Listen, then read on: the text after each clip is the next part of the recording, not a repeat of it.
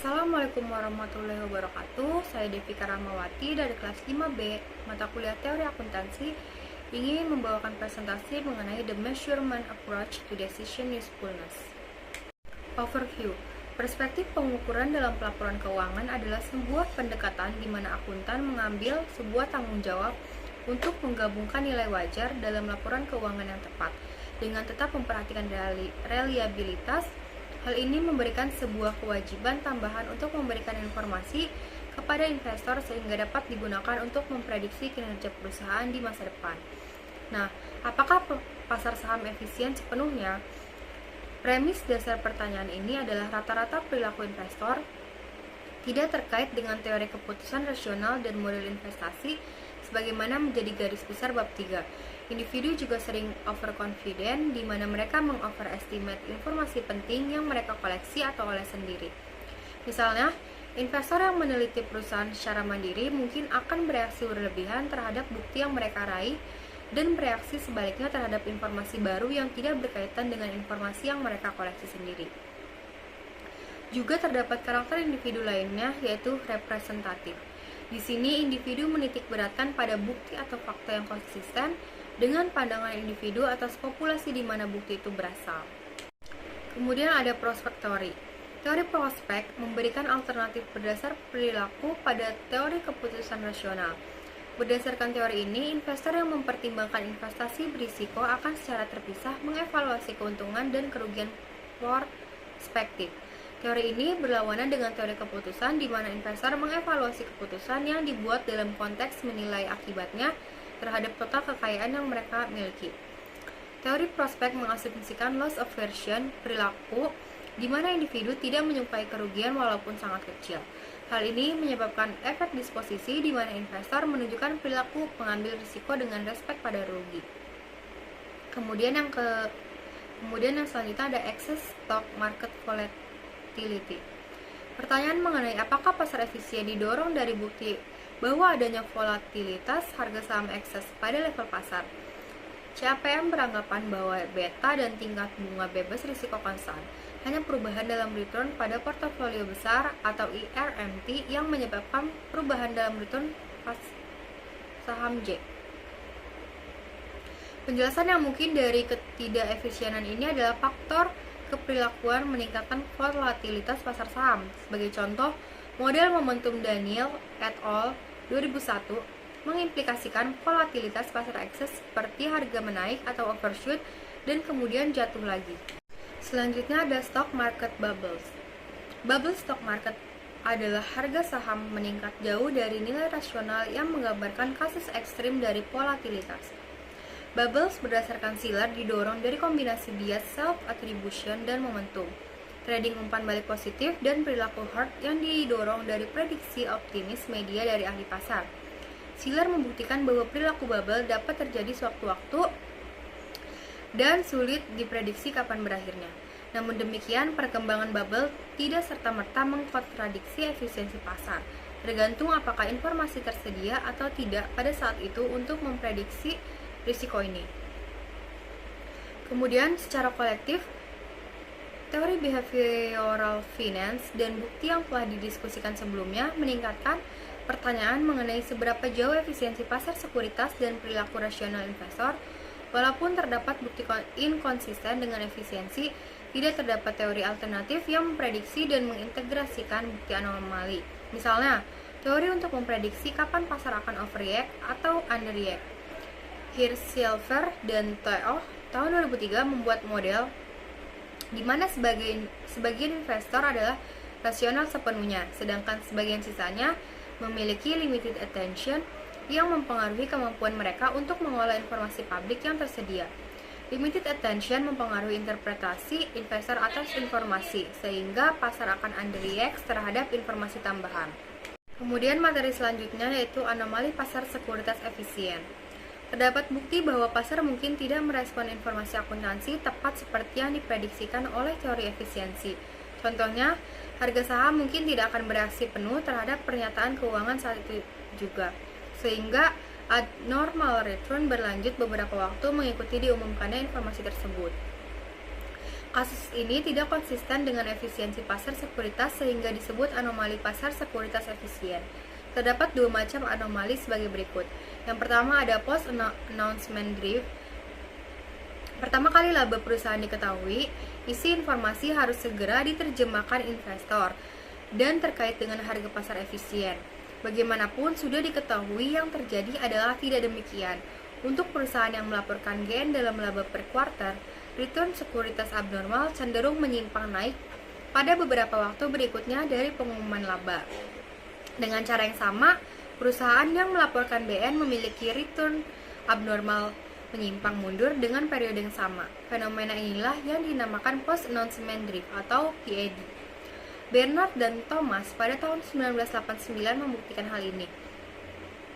Investor yang mengikuti strategi membeli saham perusahaan GN dan menjual singkat saham perusahaan BN di hari pengumuman earning dan menahannya dalam jangka waktu 60 hari akan mendapatkan rata-rata return 18% di atas return pasar. GN atau BN di sini adalah perbedaan antara penghasilan kuartal yang dilaporkan saat ini dan penghasilan di kuartal yang sama tahun lalu. Hal ini disebut quarterly seasonal earnings change. Kemudian anomali yang kedua yaitu market response to accruals. Sloan memisahkan pelaporan laba bersih dalam arus kas dari aktivitas operasional dan komponen akrual. Baik pengurangan ataupun penjumlahan keduanya dapat digambarkan dengan formula berikut ini, di mana net income sama dengan cash flow from operation kurang lebih net accruals. Sloan mengatakan bahwa akrual menjadi subjek kesalahan estimasi dan mungkin manajer akan bias daripada dengan cash flow, dan berargumen bahwa reliabilitas yang lebih rendah ini seharusnya mengurangi asosiasi antara akrual saat ini dan laba bersih periode selanjutnya. Akrual kurang reliable jika dibandingkan dengan cash flow. Komponen earning pada cash flow lebih persisten daripada komponen akrual. Hal ini juga dibuktikan dari studi Sloan bahwa laba bersih yang dilaporkan di tahun depan jauh lebih berasosiasi dengan komponen operating cash flow dari pendapatan tahun ini. Sehingga kita akan memperkirakan bahwa pasar efisien akan merespon lebih kuat pada GN atau BN dari komponen cash flow dibandingkan dengan GN atau BN dari komponen aktual. Nah, anomali ini menunjukkan bahwa pasar sekuritas tidak sepenuhnya efisien dan inefisiensi tersebut didorong oleh perilaku bias investor. Materi selanjutnya yaitu keterbatasan arbitrase. Terdapat alasan dari anomali yang persisten yaitu limit to arbitrage. Hal itu adalah biaya yang terjadi oleh investor yang membatasi kemampuan mereka untuk secara penuh mengeksploitasi anomali dan demikian arbitrase itu hilang. Terdapat dua batas, yaitu biaya transaksi dan risiko. Perlu dicatat bahwa persisten dari anomali karena limit arbitrase adalah konsisten dengan rata-rata rasionalitas investor. Terlepas dari apakah persisten itu dikarenakan perilaku bias atau limit arbitrase, pasar sekuritas tidak sepenuhnya efisien. Bagaimanapun, pertanyaan yang sebenarnya adalah apakah kekurangan efisiensi ini disebabkan oleh perilaku bias investor? Nah, secara singkat, biaya transaksi dan risiko idiosinkratik menjadi sebagian penjelasan mengapa anomali seperti PID dan akrual masih ada. Penelitian saat ini menunjukkan bahwa dua anomali saat ini hampir hilang. Secara keseluruhan, terlihat bahwa investor institusi besar dengan biaya transaksi yang rendah dan manajemen risiko yang baik meningkatkan eksploitasi mereka terhadap PID dan anomali akrual sampai dengan anomali tersebut hampir hilang. Jika begitu, maka penjelasan biaya dan risiko sebagai persisten anomali telah didukung. Materi selanjutnya yaitu pertahanan dari rasionalitas rata-rata investor. Pertama adalah menggugurkan ekspektasi rasional. Mengapa anomali muncul? Apakah karena karakteristik perilaku atau dapatkah hal tersebut terjadi jika investor rata-rata rasional? Menurut Brave dan Happen pada tahun 2002 mengasumsikan bahwa investor segera mencari perubahan yang mendasari parameter perusahaan. Diasumsikan terdapat perusahaan yang melaporkan adanya peningkatan substansial dari penghasilannya. Pertanyaannya, apakah perusahaan diekspektasikan adanya peningkatan earning power atau hanya sebuah noise bersifat jangka pendek? Nah, untuk menghadapi resiko estimasi, investor akan mengubah kepercayaan terhadap power earning lebih sedikit jika mereka yakin earning tinggi benar ada, dan lebih banyak jika mereka yakin itu hanyalah noise. Nah, untuk mengurangi risiko estimasi, investor akan membutuhkan informasi tambahan. Jika ekspektasi earning power benar-benar naik, informasi baru akan diobservasi, kemudian investor akan mengubah estimasi earning power yang diekspektasikan, membeli saham tambahan, sehingga harga saham akan naik, namun hal tersebut memakan waktu seperti konsep perilaku konservatif.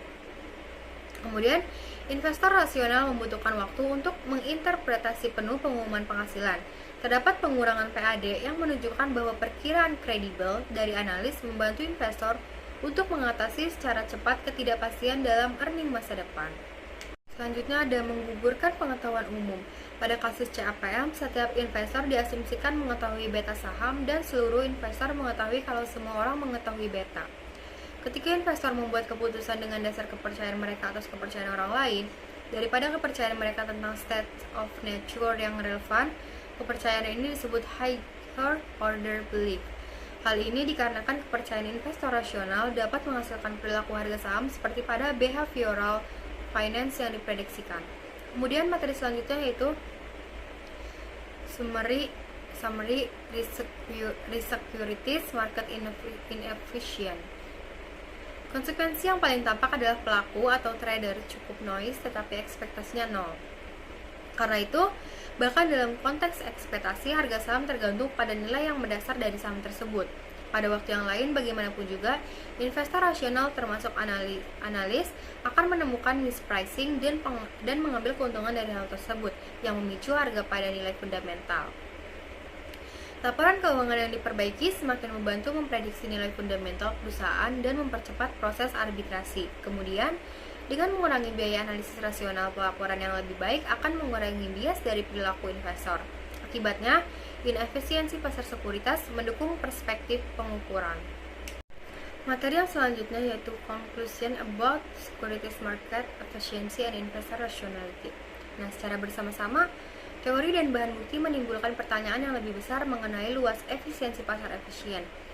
Terdapat bahan bukti yang membingungkan perilaku investor dan mengakibatkan mispricing yang besar kemungkinan terjadi pada perusahaan di mana evaluasi keuangan sulit dilakukan. Misalnya untuk perusahaan dengan sejumlah besar aset tidak berwujud, perusahaan yang sedang berkembang, dan pada perusahaan di mana asimetri informasi antara insider dan outsider cukup tinggi. Pada intinya adalah bahwa model pasar efisien masih bermanfaat sebagai pedoman laporan keuangan, tetapi teori dan bahan bukti tidak efisien terakumulasi pada saat mendukung perspektif pengukuran, meskipun harus melalui pengorbanan reliabilitas untuk peningkatan relevansi. Kemudian materi selanjutnya yaitu other reasons supporting a measurement perspective.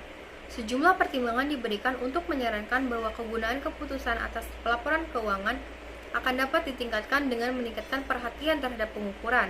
Pertimbangan-pertimbangan tersebut dijelaskan pada poin-poin berikutnya. Materi selanjutnya yaitu Auditors Legal Liability. Mungkin sumber tekanan utama dalam perspektif pengukuran muncul sebagai reaksi terhadap kegagalan yang begitu luar biasa dari perusahaan-perusahaan besar, khususnya institusi keuangan. Dengan menggunakan akuntansi biaya historis, dapat saja terjadi bahwa perusahaan yang ada saat ini bisa menghilang di waktu kemudian. Sementara itu, para akuntan dan para auditor dapat mengklaim bahwa informasi tentang kegagalan yang akan datang secara harfiah implisit di dalam catatan atau sumber-sumber lain, atau tidak merupakan tanggung jawab mereka. Terdapat logika dasar tertentu terhadap masalah yang dimunculkan oleh mereka-mereka yang mempertanyakan mengapa laporan keuangan primer tidak secara lebih jelas meramalkan kemalangan yang terjadi.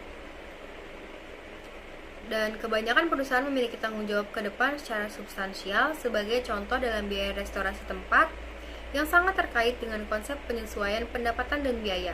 Salah satu cara di mana para akuntan dan auditor bisa melindungi diri mereka melawan tekanan-tekanan ini adalah untuk mengadopsi perspektif pengukuran, yaitu memperkenalkan lebih banyak nilai terbuka ke dalam akun.